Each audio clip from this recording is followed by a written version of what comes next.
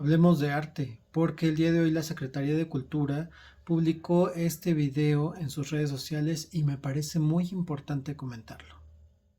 José Luis Cuevas, el antimuralista. En la segunda mitad del siglo XX, en un México que aún miraba con orgullo su herencia muralista, un joven capitalino rompió esa mirada al denunciar su desgaste y encierro.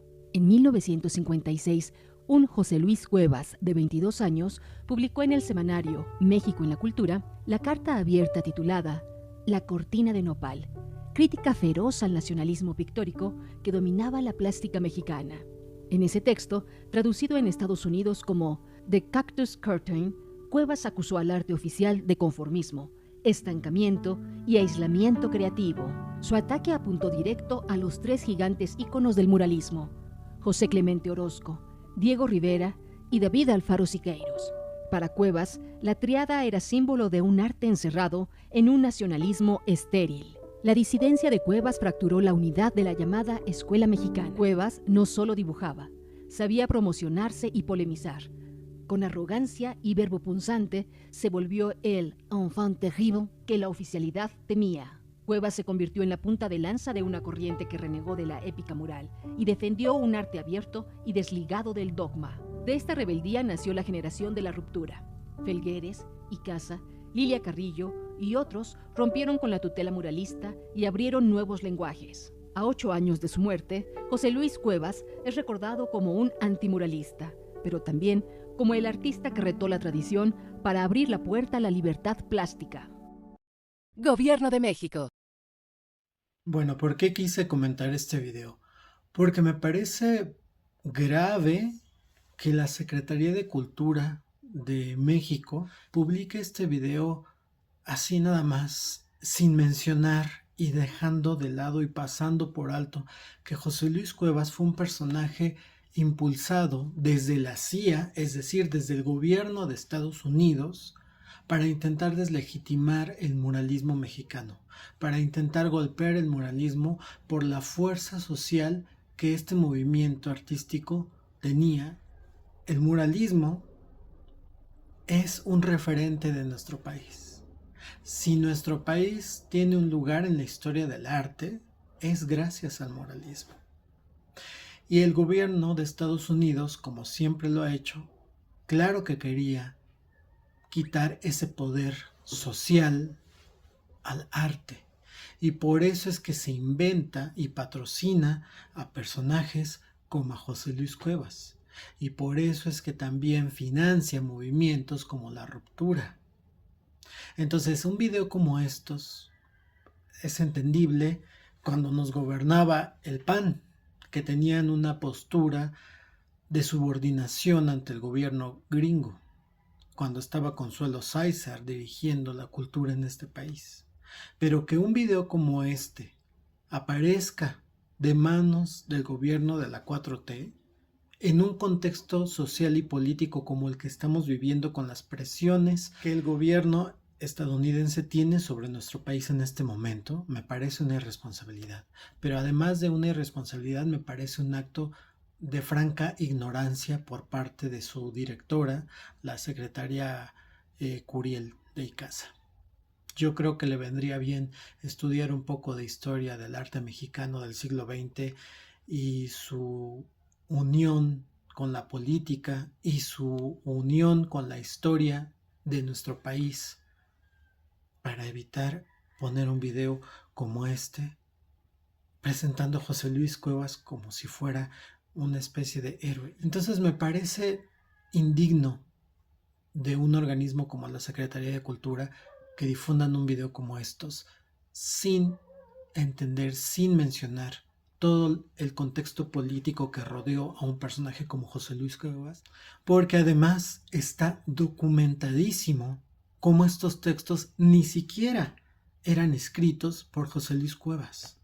Estos textos se los enviaban desde Estados Unidos para que los publicara él aquí a su nombre.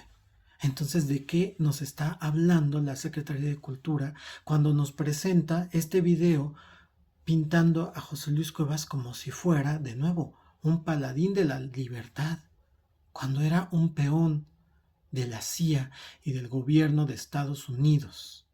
Este video muestra la poca visión política y cultural que tiene la dirigencia de la Secretaría de Cultura, porque además en el contexto en el que estamos viviendo, donde el gobierno fascista estadounidense ya desapareció la USAID, que era este organismo que financiaba, por ejemplo, a ONGs, asociaciones civiles que en realidad eran una fachada y que vivían de este dinero que se les enviaba desde Estados Unidos para atacar a los gobiernos de izquierda de América Latina. Sería como presentar a estos disqueactivistas como héroes. Por eso me parece muy delicado y muy importante mencionarlo, porque hablar de José Luis Cuevas sin hablar de la CIA y de su intento por deslegitimar el muralismo mexicano me parece un error. Y ya para terminar les dejo dos comentarios respecto a José Luis Cuevas. El primero es anécdota que cuenta el maestro Antonio González Orozco de cómo esos shows mediáticos que hacía Cuevas eran repudiados socialmente, como cuando se quiso hacer el simpático haciendo que le tomaran una foto como si estuviera cargando el féretro del maestro Diego Rivera en su funeral. Y les dejo este comentario también que aparece en este librito que me encontré hace poco sobre Siqueiros, con quien podemos disentir en muchas cosas y en su actuar político y demás, pero no le podemos negar el valor histórico y cultural que tiene su obra artística. Si los pintores jóvenes parten de nuestra tradición, nos combatirán de adelante hacia atrás.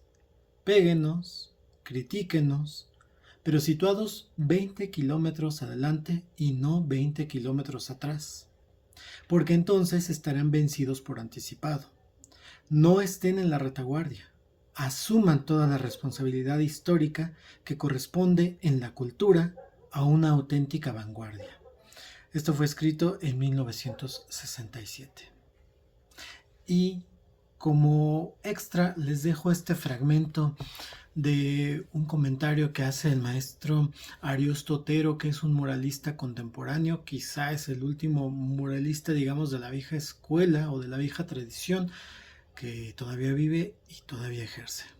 Muchas gracias. Habría que recordar que el muralismo partió de un ataque que sufrió el arte latinoamericano principalmente, cuando se creó el Museo de Arte Moderno de Nueva York, por ejemplo, cuando la CIA empezó a considerar que el muralismo era algo muy grave y combatía mucho los ideales del pueblo de la libertad, entre comillas, y entonces era un ente diciente muy vivo, muy escenográfico, muy cinematográfico, muy arquitectónico, que tenía un diálogo con el público y con el espectador permanentemente. Y esos fueron los primeros ataques. Entonces se crearon corrientes en las cuales fueron manipuladas por tres personajes históricos, porque eran los que decían quién era artista y quién no era artista en este universo nuestro, que fue José Gómez Sicre, Jorge Romero Brés y Marta Trabas. Cuando empezaron a quitarle la capital del arte a París para pasarla a Nueva York, pues creció el arte de las rayitas, que aún sigue perdurando, el arte que no dice nada. Y los ataques mayores obviamente eran hacia el muralismo. Para 1967, por ahí más o menos, en México teníamos 250 muralistas buenos. En cualquier parte del planeta, quien haga un mural siempre tendrá un referente que es México.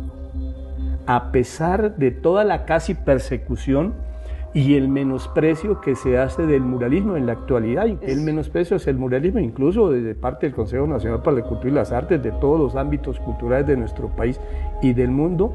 Hay cierta persecución y cierto menosprecio del mural, porque el mural no puede caer ni caerá nunca en este mundo de rayitas de entretención para manipular al ciudadano. Esa es la parte que no se puede permitir.